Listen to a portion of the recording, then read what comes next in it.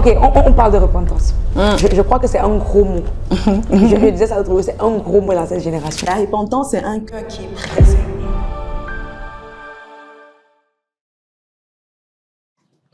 Ok, vous êtes les bienvenus pour cette partie 2. Je crois qu'il y aura peut-être une partie 3, une partie 4, peut-être pas le même jour. Non, si vous remarquez qu'on a changé les habits, ça veut dire que peut-être 2 jours différents. But anyway, je veux qu'on est toujours dans notre conversation. Je suis toujours avec Raïna. Bienvenue. Merci Audrey. C'est un plaisir. Les gens ne savent pas prononcer, les Camerounais ne savent pas prononcer mon nom, c'est Audrey. Tu le vois, dire Audrey, Augré parfois. Anyway, it's okay. Excuse-nous, vraiment. You are forgiven. Ok, on parle de repentance. Let's talk about. Je crois que c'est un gros mot. Je disais ça l'autre jour, c'est un gros mot dans cette génération. Like. Pourquoi c'est un gros mot? I was in a church where I was taught that we don't need to repent. Me too. Et on n'était pas dans la même église. On n'a jamais été dans la même église. Non. Ça veut dire que c'est dangereux. Ok. Donc, c'est ça la question. Je commence par là. Est-ce que les chrétiens ont besoin de se repentir? For sure. Tous les jours, toutes les heures, toutes les minutes. Il faut se repentir, frère. Oui, bien sûr, pour répondre, oui. Comment est-ce que tu vas définir la repentance? C'est changer de voie, c'est être brisé par, je veux dire, par ce qu'on a fait, par ce qu'on vient de faire, par ce qu'on n'a pas fait, parce que la désobéissance aussi, par ce qu'on n'a pas fait et se retourner vers lui et demander pardon et changer de voie. C'est ça. Pour moi, c'est ça là. Et quand je dis changer de voie, c'est comme on disait, c'est pas par ses propres moyens, mais c'est vraiment l'inviter à nous donner de changer de voie. Moi, je veux dire que déjà, parce qu'il y a it took me a whole process. Et peut-être que j'en parlais pendant Night of Shift. Et peut-être dans cette saison du podcast, une série de choses que le Seigneur m'a mis à cœur depuis pratiquement 2 ans, dont je vais parler. Mais je veux dire que, déjà, comme je disais dans la précédente partie, j'ai eu cette phase-là où j'étais vraiment très légaliste. On nous avait enseigné que tu dois te lever à telle heure, tu dois avoir ton hôtel de prière, which I still do. Tu vois, tu dois avoir ton hôtel. Mais c'était très dans la légalité. Genre, si tu fais pas ça, God is mad at you. Et tu vois un peu. Donc, du coup, quand après j'ai découvert ce que les gens appellent l'évangile de la grâce, I was like, oh, I'm free. Tu vois, donc quand les gens qui m'avaient exposé à ces vérités-là vont prêcher des choses, I won't question it. I'm like, okay, si le pasteur a dit ça, it's deeper than me. He knows better than me. Tu vois. Mais je veux pas aller revenir aux Écritures pour voir ce que la Bible dit. Et je crois que je t'ai dit, j'ai recommencé à lire les évangiles en juin. Et depuis, je suis à 2 évangiles, j'arrive pas à avancer. Je peux faire 2 semaines sur un seul chapitre. Et je suis marquée. Que ce soit Jésus avait un message, c'était repentez-vous. Ah, bien sûr. Les apôtres avaient un message, c'était repentez-vous. Bien sûr. Même dans les épîtres de Paul, que beaucoup de gens aiment prendre en excuse, c'était repentez-vous. Ça veut dire que la repentance joue un rôle central dans notre daily life with God. Bien sûr. Parce que comme on l'a dit tout à l'heure, Dieu est saint. Tu vois.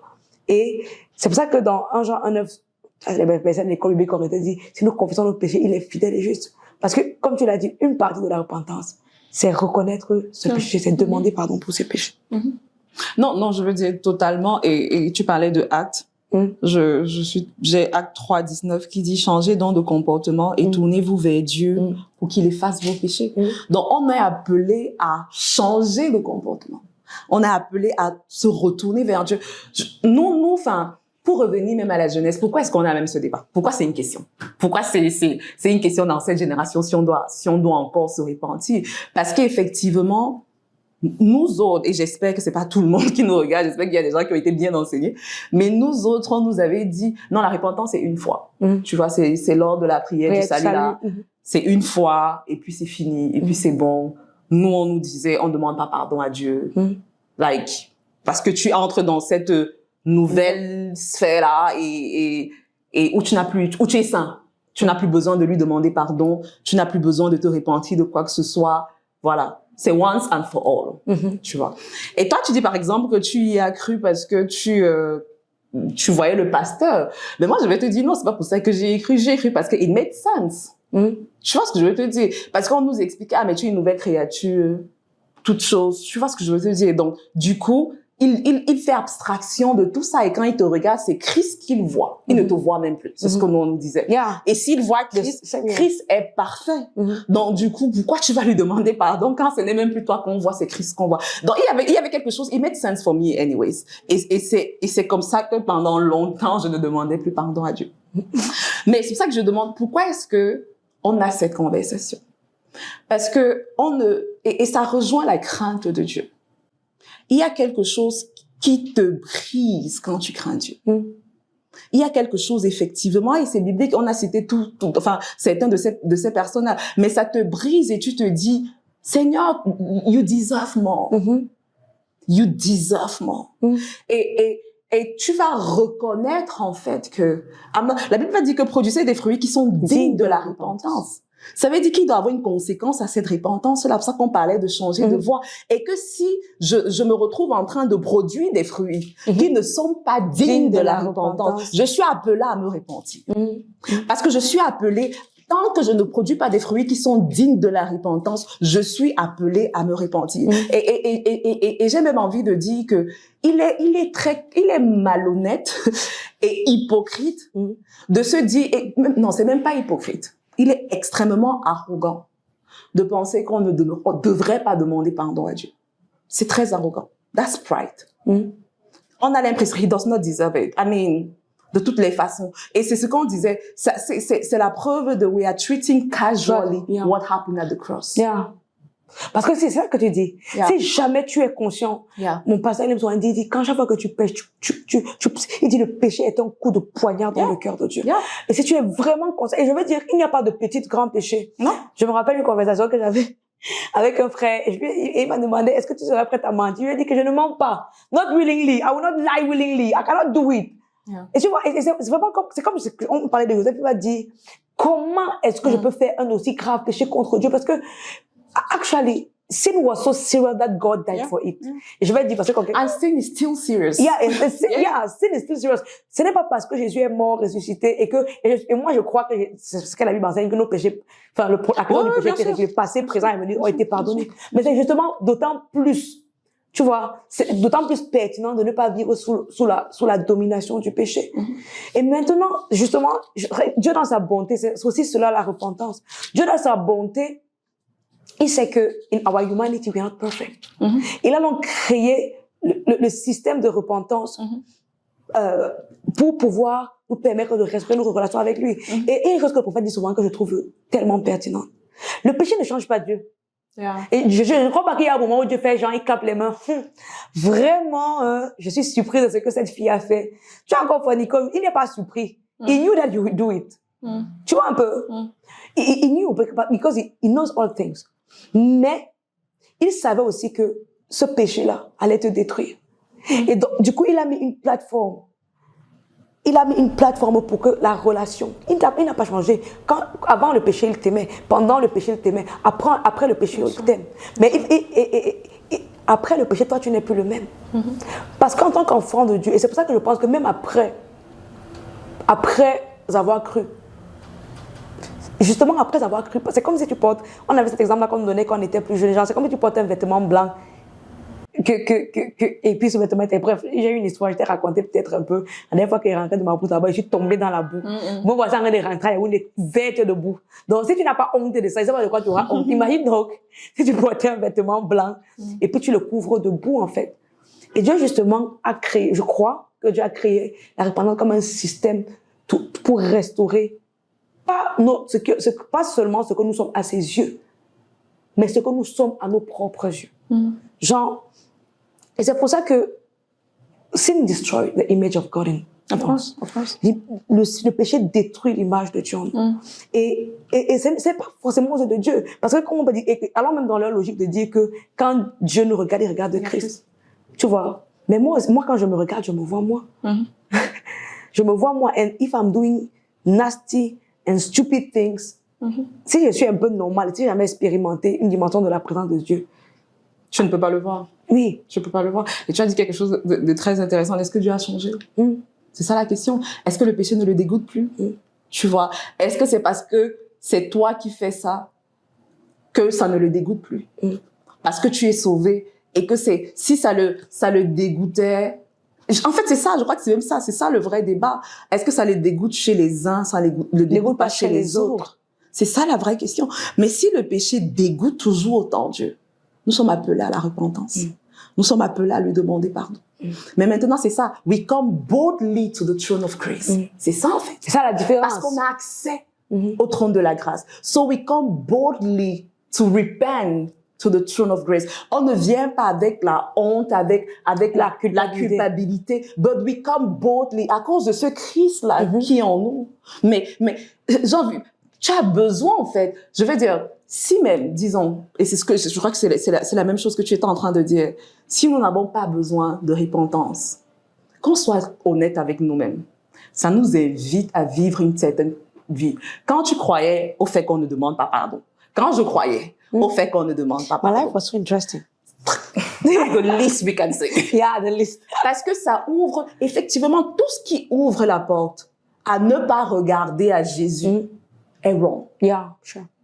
La repentance, c'est ça, c'est changer de voie. C'est que I was looking here, now I start looking there. C'est ça. Et le mot grec, c'est métanoïa. Qui veut dire you shift your mind. C'est un changement de pensée. Et j'aime souvent dire que tu détournes ta pensée de toi-même pour regarder à Christ. Exactement. Et c'est it's the whole journey. Et c'est ça notre responsabilité. C'est ça, notre responsabilité is to make sure, c'est ce que tu disais, et c'est pour ça que Paul, effectivement, ce verset, I mean, for me, that's the verse of my season 2, le Philippiens 3, 10 à 11. C'est ça, je veux connaître. That's my own responsibility. I give the responsibility to myself to know and to take part. Tu vois ce que je veux te dire? Mais c'est ça, and the more you know, and I mean, you cannot even know sans te dépouiller de toi-même. Et c'est exactement ça que l'apôtre Paul va dire dans ce verset. Il va dire, pour lequel j'ai renoncé à tout. Et tu te rappelles, pendant le 15 années, on avait beaucoup dit que c'est la boue, c'est les ordures. Parce qu'effectivement, ce que l'apôtre Paul va dire, c'est que je regarde toutes choses comme de la boue à cause de la connaissance de Christ. En fait, ça revient à ça. Toutes ces choses qu'on regarde comme valeureuses. La question, c'est pourquoi tu ne veux pas te repentir. C'est une bonne question. Pourquoi tu ne veux pas te repentir? What does it cost you? Parce que la repentance, ça coûte. Ça suppose que tu abandonnes la chose en question. Ça suppose que tu vas à la croix. Ça suppose que tu portes ta croix. Ça suppose ça. Et si tu ne le fais pas, oui, non, mais si tu ne le fais pas, ça veut dire que tu t'invites toi-même à une vie qui ne n'ont pas Dieu. Qu'on soit honnête. Je veux dire, parce que c'est bien beau de manipuler la parole comme on veut, mais le résultat, il ressemble à quoi? C'est ça, regardons le résultat en face. Quand on voit une vie sans repentance, c'est une vie qui ne n'honore pas Dieu. Qu'on soit honnête. Tu vois ce que je veux dire? Parce que c'est une vie où il n'y a pas de brisement, où il n'y a pas de renoncement, où il y a pas d'appel à la sanctification. Il y en a pas, en fait. Donc, c'est une vie qui n'honore pas Dieu. Pourquoi? Et fait, comme tu posais la question, c'est coûteux de se repentir. La repentance est coûteuse. Voilà, de quoi t'as le brisement, ça brise ton ego. Ça brise. Ça brise ton ego, ça vient changer tes habitudes, ça vient demander de t'ajuster différemment, ça vient couper tes relations, ça vient détruire tes... Tu vois ce que je veux te dire? C'est coûteux. La repentance est coûteuse, qu'on soit honnête. Et c'est pour ça que il y en a qui préfèrent enseigner, non, ne le faites pas. Parce que ça vous demande beaucoup. Mais c'est ça. Et aussi parce que on ne connaît plus ce que c'est que la souffrance. Mais c'est ça, on a été appelé là. Et c'est ce que Paul va dire dans ça. Je veux connaître les souffrances de sa mort. Je veux les connaître. Et tu ne peux pas connaître les souffrances sans te repentir, en fait. Sans changer de voie. J'aime ta version, la version que tu as dit, détournez-vous, tournez-vous vers une autre voie. Parce que c'est vraiment ça. C'est-à-dire que c'est un, il se shift. Il se shift. Il faut les mots en français. Je veux dire, oui, c'est ça. Yeah, il se shift. C'est vraiment ça, où tu changes complètement. D'abord, dans ta pensée, tu changes de perspective et ton changement de pensée, de mindset amène automatiquement un shift. Mais j'aime aussi une chose que j'avais dans ta vie, il faut te repentir pour que tes péchés soient pardonnés. Parce que si tu te repens pas, tes péchés ne sont pas pardonnés. Bien sûr, bien sûr. Mais la vraie repentance commence par le brisement. C'est là-bas que commence la repentance. Donc, c'est ça que ce n'est pas le Seigneur, pardonne-moi, Seigneur, pardonne-moi, Seigneur, pardonne-moi, Seigneur, pardonne-moi, Seigneur, pardonne-moi. C'est pas ça, en fait, la repentance. La repentance, c'est un cœur qui est brisé. Brisé par lui-même. C'est ça, en fait. Je le disais précédemment, quand le Seigneur m'a exposé à moi-même et que j'ai vu j'ai vu l'état de mon cœur. Ça m'a brisé. Ça m'a brisé et c'est à partir de là que je pouvais me repentir. Mais certainement avant ça, je demandais pardon tout le temps. Oui, oui, tous les matins. Voilà, certainement avant ça, c'était sérieux. Mais il n'y a pas de brisement. C'est pour ça qu'effectivement, elle avait dit, les produisez des fruits qui sont dignes de la repentance. Ça veut dire que la repentance vient avec une certaine conséquence. Il y a des fruits, en fait, qui naissent de la repentance. Donc, vas-y. And what I like about brokenness is that un vrai brisement apporte une transformation. Oui, bien sûr. Parce que si tu sais, and something happened during, a few months ago, I think you remember, and je t'ai dit, quand je t'en ai parlé, que je ne veux plus jamais que ça arrive. Yeah. Parce que j'ai vu l'état dans lequel ça m'a mis. I don't want to be like that. No. Je veux pas être comme ça. Et literally, je dis aux gens aujourd'hui que every day I cry to God. I'm like, Lord, this thing, I don't want it. I don't want it. Remove it. Yeah. I don't want it. But because you want to be like Christ. Yeah, sure. Est-ce que c'est notre... I don't know. I mean, I think I'm getting emotional. I don't know why. But je veux dire, est-ce que c'est... I'm getting emotional too. Yeah. Mais c'est ça. Est-ce que c'est notre aspiration? Est-ce que c'est notre aspiration? To be like him. Parce que si on veut être comme lui, on ne va pas tolérer le péché dans nos vies. We don't aspire to be like him. Soyons honnêtes. We don't. We feel like we are safe, and it is done. Mais if we aspire to be like him, of course, we will be on our knees, broken every day. Yeah, yeah. Because il y a tellement des aspects de nos vies qui ne lui ressemblent pas.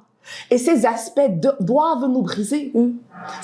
Parce que si ton but dans la vie, c'est pas de lui ressembler, c'est d'être comme Christ, tu seras brisé tous les jours. Yeah.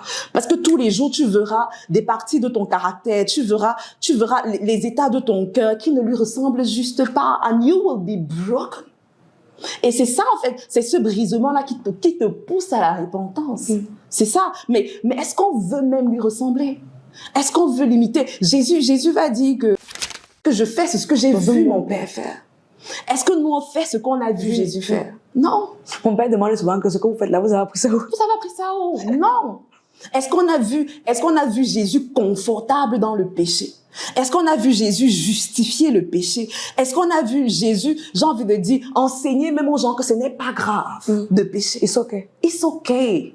Est-ce qu'on l'a pas vu faire ça? Effectivement, comme tu disais au début, le message de Jésus, c'était repentez-vous.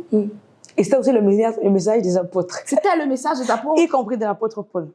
C'est ça, c'est cette repentance-là. Parce que si mon but dans la vie, c'est d'être comme lui, alors tous les aspects de ma vie qui ne lui ressemblent pas me brisent. Un après l'autre. Ça me brise un après l'autre. Et je suis devant sa face et je dis, Seigneur, je renonce à moi-même, en fait. Parce que pour te ressembler, j'ai besoin de renoncer à moi-même. Et renoncer à soi-même, c'est effectivement ça. C'est être brisé par ces choses-là qui ne lui ressemblent pas. Mais pour moi, c'est ça. Pour moi, ça demeure, ça reste la vraie question. Est-ce qu'on veut lui ressembler? And I feel like we need to pray. Yeah. We need to pray. And je veux faire un disclaimer parce que chaque fois qu'on aborde des sujets comme ça qui ont trait à la sainteté de Dieu et qu'on parle et qu'on se tient parce qu'on se tient sur la parole et pas sur le jugement et pas pour dire qu'on est meilleur. Je veux dire que je suis une de ces personnes. Mon père dit souvent qu'il aime rencontrer ses erreurs. J'aime rencontrer mes erreurs. Of course. Pourquoi? Parce que je suis la preuve de la grâce de Dieu. Et il ne s'agit pas de condamner quelqu'un. Il ne s'agit pas de faire que quelqu'un se sente coupable. C'est pas ça le but. Mais c'est que chacun se rende compte qu'il y a que Dieu est saint. Peut-être c'est ça en premier. Que l'appel de Dieu en tant que chrétien, être chrétien, c'est être comme Jésus. Yeah. Et que tant que nous ne sommes pas comme Jésus, quelles que soient les doctrines et les choses que nous récitons, que nous défendons, comment nous pouvons défendre notre péché, nous avons encore du travail. Et Dieu a mis toutes ces choses, et ça seulement, ça devrait nous briser, mais aussi Dieu a mis des choses en place pour que nous puissions être comme lui. Yeah. Et une de ces plateformes, c'est la possibilité de reconsidérer nos voies. C'est ce que ta personne disait, Yeah. reconsidérer nos voies, changer de comportement, nous ajuster. Et c'est ce qu'on veut vous inviter à faire. Et alors, maybe you will lead us in prayer for a few minutes. Peut-être je veux lire un verset peut-être de Mais le psaume 151, le verset 19 qui dit « Oh Dieu, le sacrifice que je t'offre, c'est moi-même, avec mon orgueil brisé. Oh Dieu, ne refuse pas mon cœur complètement brisé. » C'est ça le sacrifice. C'est une vie brisée pour lui. C'est un cœur brisé. C'est un sacrifice brisé. C'est ça le sacrifice. Et yeah, maybe with that, j'espère que ça convainc quelqu'un. Que c'est un moment de conviction pour quelqu'un de se dire que tu ne peux pas te plaire dans ton péché et être agréable à Dieu. Je veux dire, c'est pas possible. Peu importe ce qu'on t'a enseigné, peu importe ce en quoi tu as cru, mais Dieu, lui, n'a pas changé. Il est toujours aussi dégoûté par le péché. Et effectivement, j'aime beaucoup ton disclaimer parce qu'on n'appelle pas les gens à cette justice propre-là. Ce n'est pas par tes moyens, mais c'est effectivement par sa grâce. Et c'est appeler sa grâce dans ta vie. C'est appeler sa grâce dans ton caractère, dans ton quotidien. C'est effectivement de te dire, Seigneur, sonde mon cœur. Essaye mes voies, sonde mon cœur. Si Dieu ne sonde pas ton cœur, tu pourras pas voir ton cœur tel qu'il est. Tu auras toujours l'impression, comme moi, que tu es quelqu'un de bien, que tu es irréprochable. Mais c'est quand Dieu commence à sonder ton cœur, dans la responsabilité que tu as et que j'ai, c'est de laisser Dieu sonder nos cœurs. C'est ça qui nous brise. C'est son jugement qui nous brise. C'est sa justice qui nous brise. C'est sa bonté qui nous brise. C'est ça qui nous brise. Nous allons prier. Éternel, je prie pour moi, pour ma sœur et pour toutes les personnes qui regardent. Afin, Seigneur, que tu sondes nos cœurs. Que tu essayes nos voies. Et que tu nous donnes de nous voir tels que nous sommes. Afin de mieux te voir. Afin de voir que tu es un Dieu saint. Que tu n'as pas changé. Que tu es 3 fois saint. Que tu existes par toi-même. Que tu n'as ni commencement ni fin. Éternel, donne-nous de te craindre dans la sainteté. Toi qui nous appelles à la sainteté. Brise-nous, Père. Yes, Lord. Brise-nous, Père. Yes, Lord. Dépouille-nous de nous-mêmes. Afin qu'il n'y ait que toi en nous. Brise-nous, Père. Tu dis que ton peuple qui est invoqué par ton nom, tu lui demandes de s'humilier, tu lui demandes de prier et tu lui demandes de changer de voie. Donne-nous, Seigneur Dieu, de changer nos mauvaises voies. Amen. Donne-nous, Seigneur, d'être brisés par notre péché. Yes, Lord.